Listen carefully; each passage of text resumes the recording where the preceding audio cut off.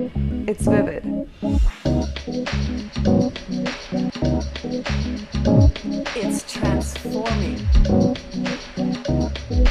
It's rhythmic.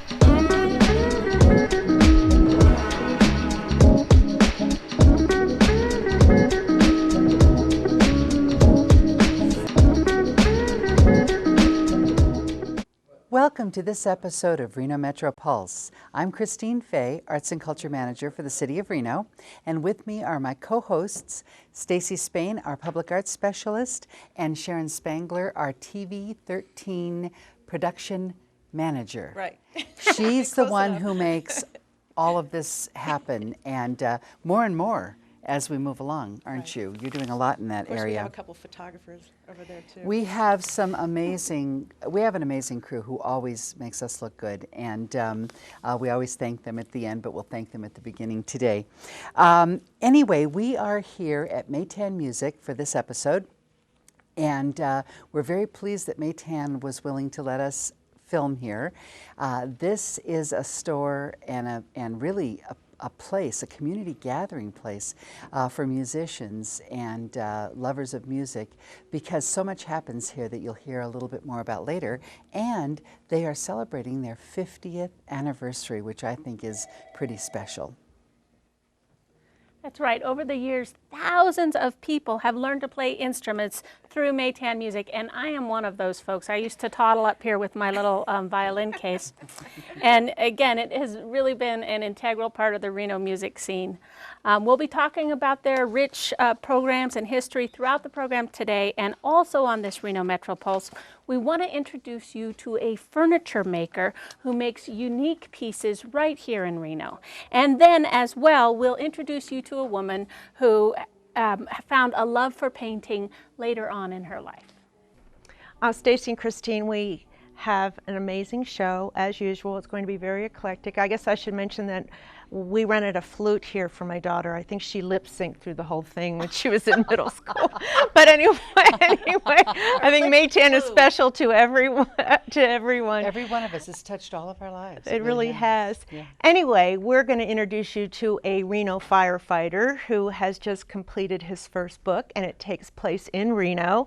And we're also going to take you downtown. There's a really neat boutique that just moved downtown. We're going to introduce you to the owner and show you the art of dressing in designer clothing for about 1/4 of the cost. So we have a great show, so stay tuned. We take you to the studio of a furniture maker whose works are more like fine art. Next on Reno Metro Pulse.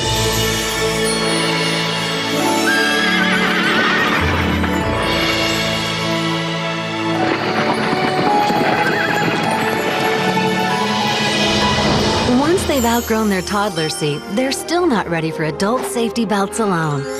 4'9" is the magic number. Until then, kids need a booster seat. Make sure your little pumpkin gets there safely. Visit boosterseat.gov.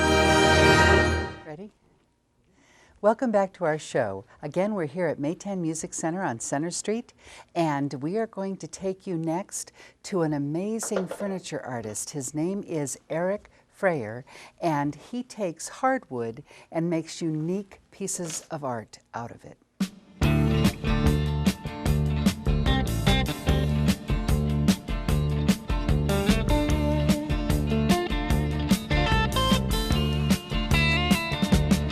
You get a shiver in the dark, it's raining in the park, but meantime, sound of the river, you stop and you hold everything.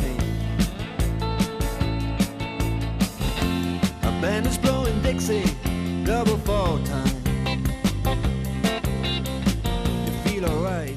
I was making piles of sawdust in front of the TV set before kindergarten. I have scars from when I was kindergarten, so it's kind of in the gene pool. My folks didn't do woodworking, but I seem to have been drawn to it from before I was going to school.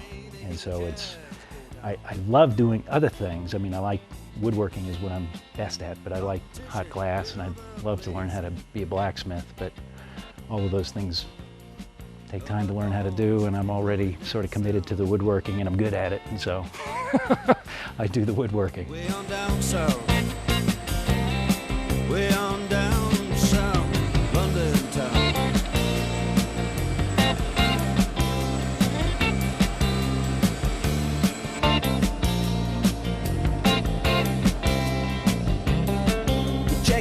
Guitar George. My brother was in Japan, my sister-in-law was in Japan, and they brought us home some of these pots that they use ikebana from, and it's really pretty fascinating.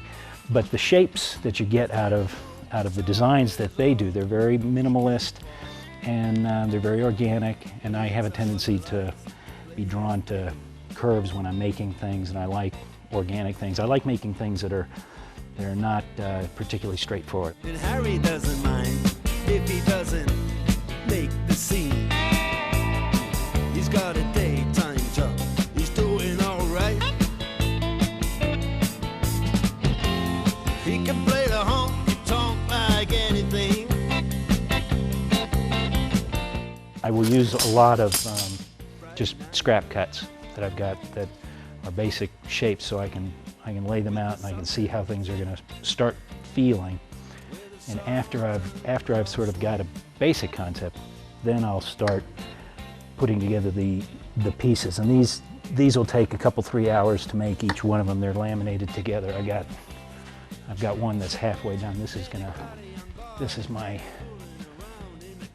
be the contrasting piece. What I'm gonna do is I'm cutting this down into thin strips, and it's gonna follow this pattern, so I get like a stylized leaf on both sides for the table. And so it'll all be solid and integral to this piece, but I had to sort of figure out the shape that was going to work. And the Sultans, yeah, the Sultans, they play Creole. Creole.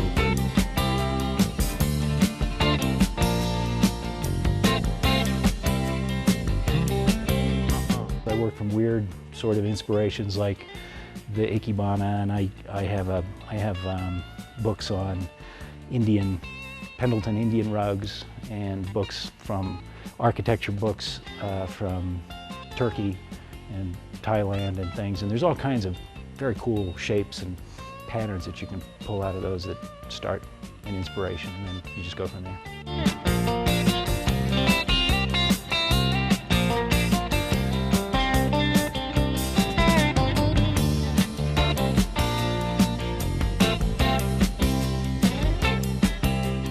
Eric Freyer's artwork can be seen and purchased through a couple of fine art galleries, one in Santa Fe, New Mexico, and another in Scottsdale, Arizona. If you're interested in more information on Eric, you could certainly Google him, or you can contact Reno Direct, and we'll be happy to direct you to be able to find him. His work is really, really lovely, and I met him indirectly because I was on a hike, and it turned out that his wife is the marketing person at Renown, and we've actually interviewed her for our show because they opened their big, I don't know if you don't really want to call it an art gallery, but they've put art on all the floors of their new building. It's integrated throughout the entire building, as well as then there's the healing garden downstairs as well. It's a very special installation there, I think. So it's kind of neat that we have these two creative people in our city now. Absolutely. We'll take you to the studio of a Reno woman with an unusual canvas next on Reno Metro Pulse.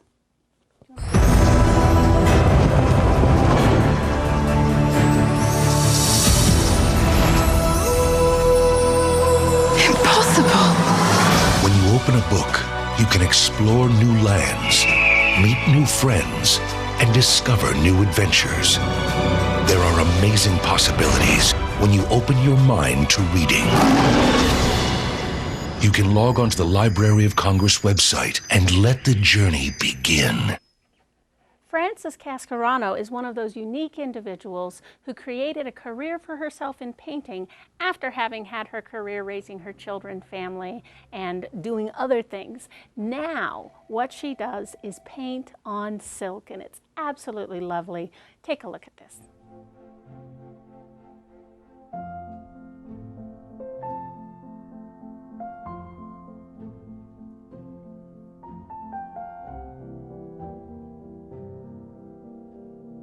These are examples of my scarves that are in. And here you have several colors layered, and where you see the texture, that's done with salt. And so these are various types of designs. Some are floral, some geometric.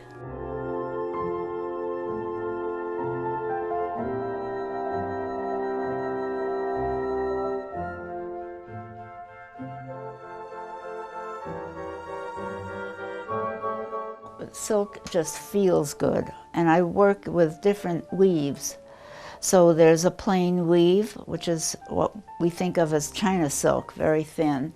And then I'm working now on crepe de chine, which is a little heavier, has a drapey feel, and absorbs the dye a little more. And silk is just so rich.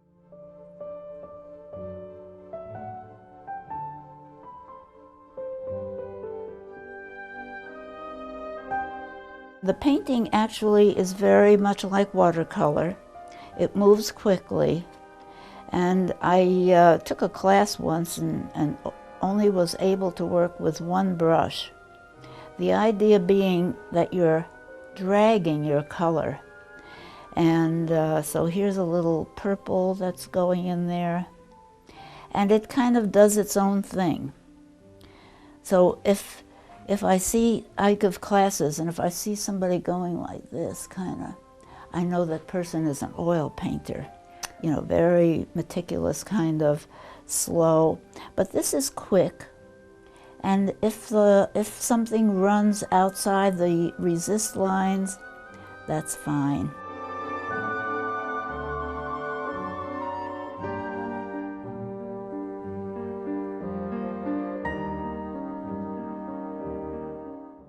I sign with the resist so that my scarves, sometimes they don't come out too clear, but you know, all artists want to sign their names here.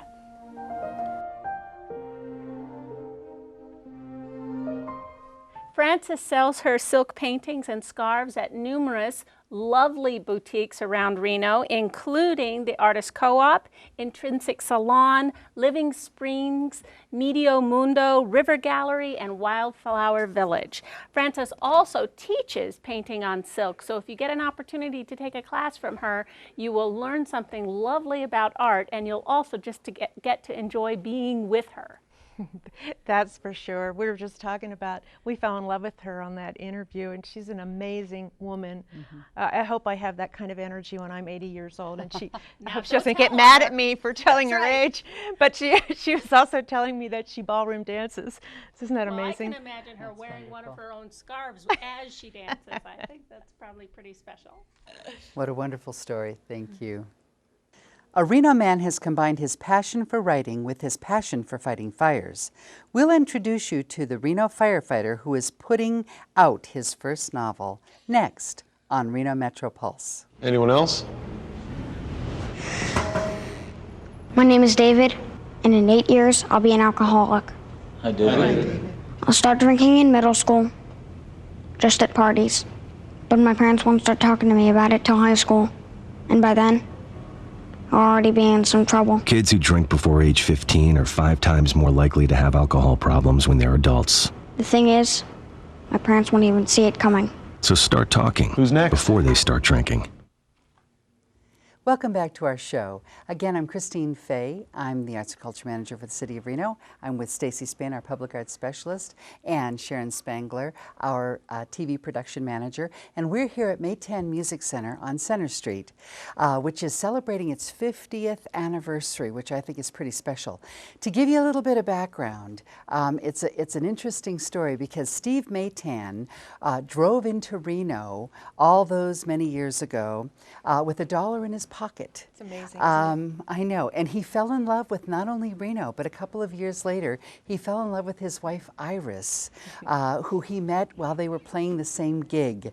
When he arrived in town, he was a trained musical instrument repair person, headed actually for San Francisco to become a musician, but never left. And so in 1959, they opened their first music business here, and in 1979, they were able to open Maytan Music Center, and of course have been an institution in our community ever since. That's right. They teach music classes here. You can rent instruments here. They also have a number of youth programs. The family also contributes to a variety of different scholarships in the community. They seem like they do all that they can to help people get an instrument in their hands, whether they can really afford to or not.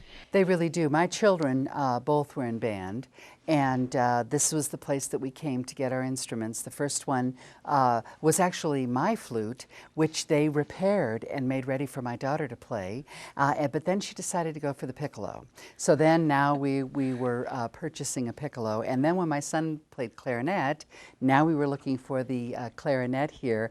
My husband has bought guitars here. I mean, this is the place to come. My family are big supporters of Maytan music, and I think that pretty much every family in Reno who's been here for any period of time, and especially if they have children, has been touched by this particular business.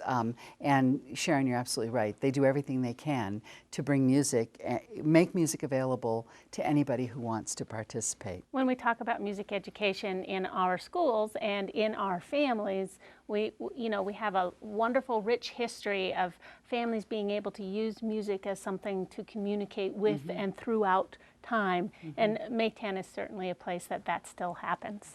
And it's amazing in this day and age with the big box stores that a small business like this has been able to thrive as long as it has, and will probably thrive for another 100 or so years. It's just... I think it's the customer service.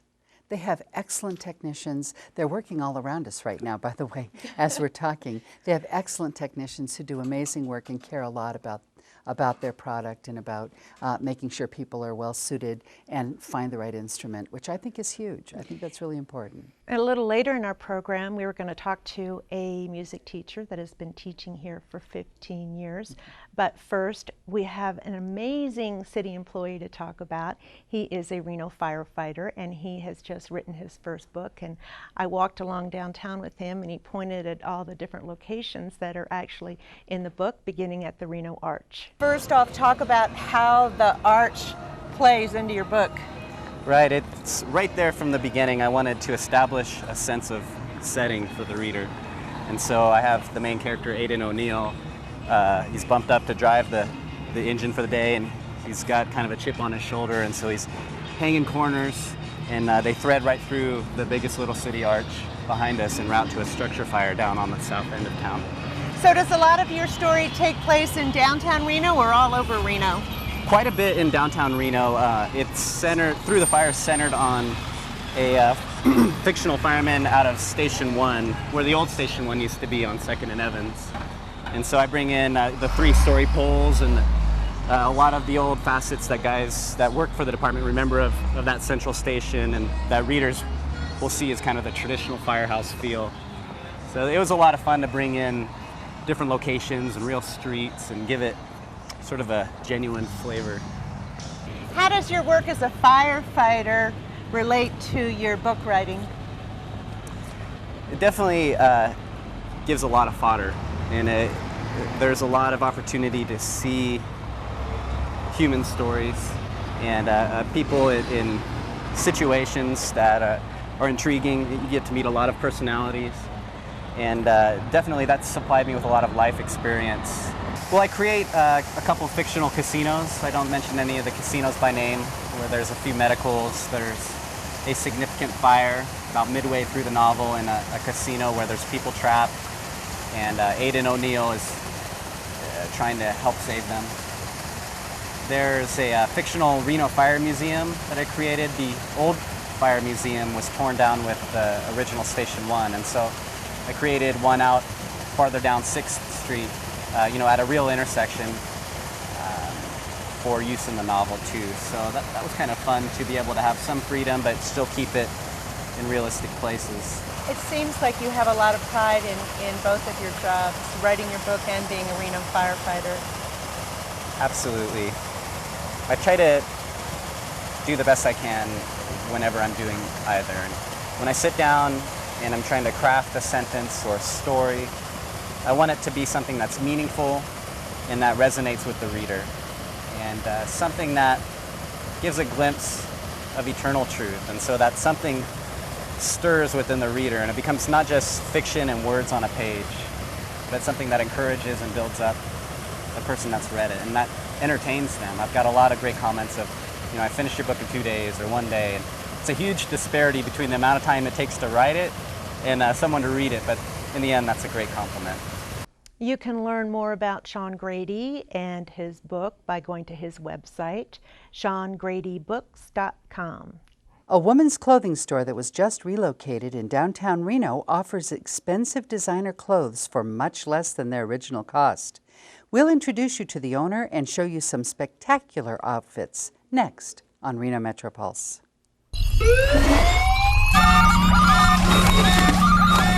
McGruff! Come in, McGruff! Hotline, McGruff here. We got trouble! Wendell's getting picked on! Come on! Give it! Here's what you do. Step 1, walk over to Wendell. Step 2, put your arm around him. But I barely know him. That's okay. Now, step 3, walk away together. Let's go. Don't take on a bully. Take off with your friends. And remember, friendship beats bullies every time. For more information, go to McGruff.org. Labels has been a very popular store, consignment store of designer labels for women in Reno for a number of years. And Blythe Anderson recently decided to relocate her store to a larger space downtown on West 1st Street. Let's take a look.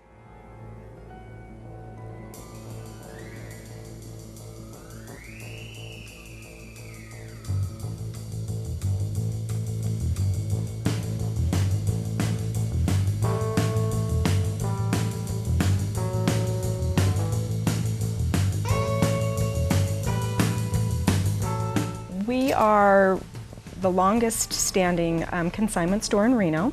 We get things from all over the world. I have customers that have come to visit and then they go home and ship up their things. And so we get them from Florida and Kansas City, Las Vegas, LA, so it brings into Reno some great labels that you don't normally see around town.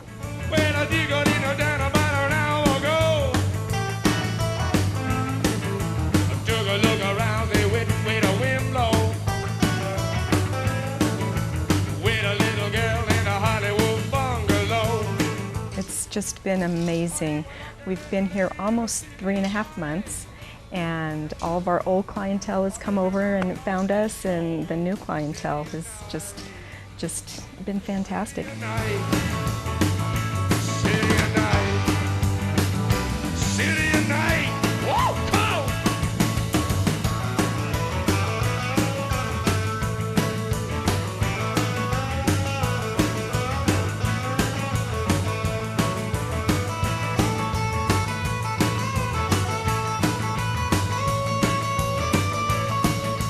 A nice staple, I feel, would be a pair of great black pants and maybe even a blazer, because the blazer you could wear with jeans and you can make the longevity of it last throughout the season.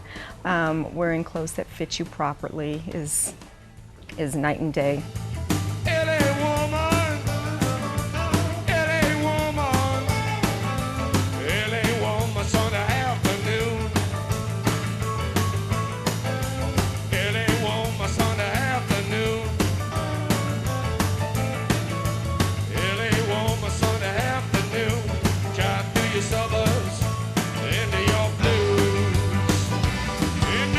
Someone will come out of the dressing room, and that's the one thing we try and really concentrate on, is telling them the truth, because we don't want them going out to a party and everyone's like, oh, where did you get that? And so we just have to be upfront and tell them the truth and tell them what looks great. But normally you can see it in their face if they come out, you know, what do you think, or what do you think? So it's interesting.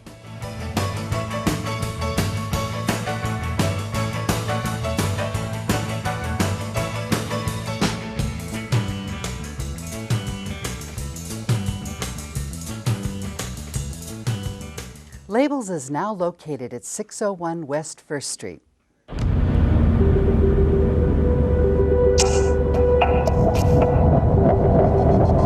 Do you know that stroke targets by color?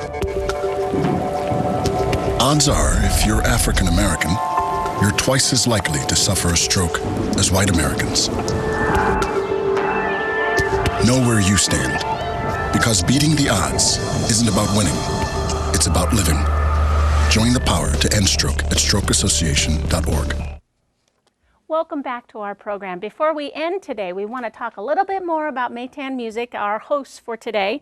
We wanted to tell you about some of the music programs they have available, and also about their upstairs, which is just full of brand new and some really wonderful students learning how to play a huge broad spectrum of instruments. We're going to be talking with an instructor here at Maytan Music who's been teaching music for 15 years.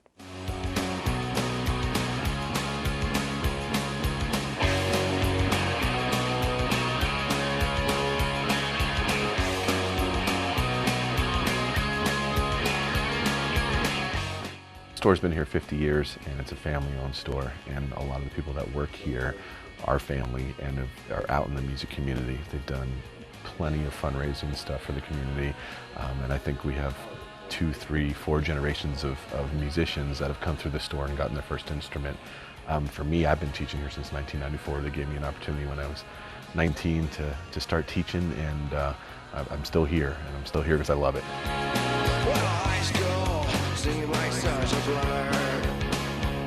I didn't have much interest in sports or school elections, and in class I dreamed all day about a rock and roll weekend. I wanted to start playing guitar when I was 11 years old, and my family wanted me to graduate 8th grade first, and graduated, and they gave me a guitar for my graduation, and I started that way and got into playing and reading books and kind of jamming with other friends and stuff, and then I just kind of took it from there.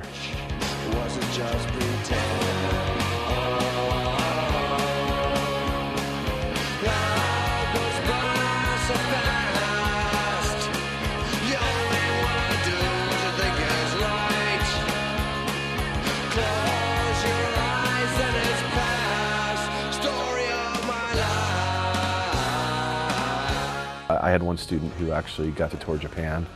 I've had students in all the jazz bands in town. I have a 16-year-old student who's writing these amazing songs, who didn't understand how to songwrite at all when she came in to meet. And I went down my old neighborhood. The faces have all changed. There's no one there left to talk to, and the pool hall I know as a kid is now a 7-Eleven. Being creative is a really important thing for me, and having an outlet like a guitar is really important to use to be able to create music. I had no training, no experience to speak of, and I looked at the holes in my jeans, and I turned and headed back. Eric Strangeland has been in one of those small little rooms teaching music for 15 years, and we have to just applaud his passion for doing that. And think about all of the lives he has touched and the joy of music that he's brought into all of those families. It's pretty special. Also, we wanted to let you know that the public is welcome to attend the Reno Music Project open mic on Friday nights, beginning at 7 p.m. Here at Maytan Music. There is also a musician's showcase on Saturday evenings, so really, if you want something fun to do with your family, come on down on a weekend evening. You can get more information about their bookings and their events calendar by going to renomusicproject.com. Evidently, a lot of bands get their start right here on those Friday night open mic nights. And in fact, the Reno Municipal Band has a tradition of rehearsing here before they start their summer sessions. I didn't know that. Yeah, which is kind of exciting. They rehearse at McKinley occasionally, but they also rehearse at Maytan and have for years, which is kind of fun. They have a nice relationship. Well, this has been quite a show. Very diverse, as always. Congratulations, Sharon. You do such a great job. Thank you. Finding these. And again, thank you to our crew. We want to thank the staff here at Maytan's. They've been very gracious in letting us come in here and take over their space. And we want to thank Eric Freyer. And we also want to thank Francis Cascarano and then Blythe Anderson for taking time out of their busy schedules and helping us produce this episode of Reno Metro Pulse. Thank you for joining us. It's vivid. It's transforming.